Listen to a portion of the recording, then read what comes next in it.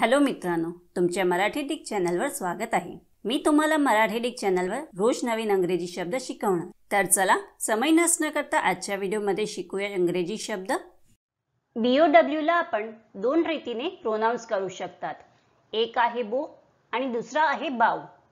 BOW बोचा आपण मराठीत अर्थ आहे धनुष्य, धनुष्यकार वस्तू किंवा सारंगी।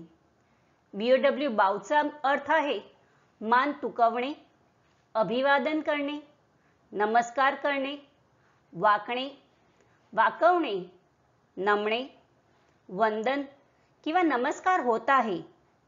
BOW बो आणि बावचा आपण वाक्यात प्रयोग करून बघूया। पहिला वाक्य आहे He shot the arrow from the bow. दुसरा वाक्य आहे He refused to bow down before the king. तिसरा वाक्य आहे The government had to bow to public pressure.